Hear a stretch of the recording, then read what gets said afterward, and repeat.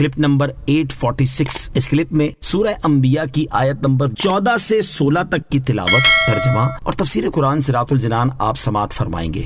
بسم اللہ الرحمن الرحیم۔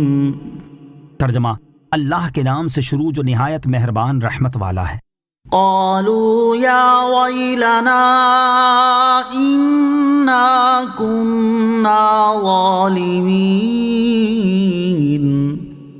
فما زالت تلك دعواهم حتى جعلناهم حصيدا خامدين۔ ترجمہ: انہوں نے کہا، ہائے ہماری بربادی، بے شک ہم ظالم تھے، تو یہی ان کی چیخو پکار رہی یہاں تک کہ ہم نے انہیں کٹے ہوئے بجھے ہوئے کر دیا۔ قالوا یا ویلنا، انہوں نے کہا، ہائے ہماری بربادی۔ جب وہ بھاگ کر نجات پانے سے مایوس ہو گئے اور انہیں عذاب نازل ہونے کا یقین ہو گیا تو انہوں نے کہا، ہائے ہماری بربادی، بے شک ہم ظالم تھے۔ یہ ان کی طرف سے اپنے گناہ کا اعتراف اور اس پر ندامت کا اظہار تھا، لیکن چونکہ عذاب دیکھنے کے بعد انہوں نے گناہ کا اقرار کیا اور اس پر نادم ہوئے، اس لیے یہ اعتراف انہیں کام نہ آیا۔ فما زالت تلک دعواہم، تو یہی ان کی چیخو پکار رہی۔ ارشاد فرمایا کہ ان کی یہی چیخو پکار رہی کہ ہائے ہماری بربادی، ہم ظالم تھے، یہاں تک کہ ہم نے انہیں کھیت کی طرح کٹے ہوئے کر دیا کہ تلواروں سے ان کے ٹکڑے ٹکڑے کر دیے گئے اور وہ بجھی ہوئی آگ کی طرح ہو گئے۔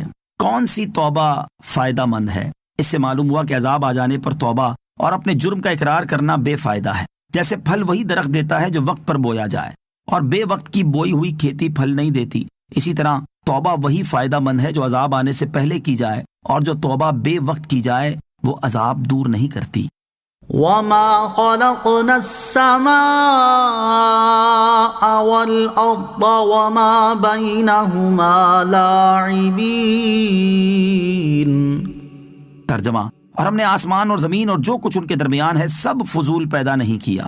وما خلقنا السماء والارض وما بینہما لاعبین، اور ہم نے آسمان اور زمین اور جو کچھ ان کے درمیان ہے سب فضول پیدا نہیں کیا۔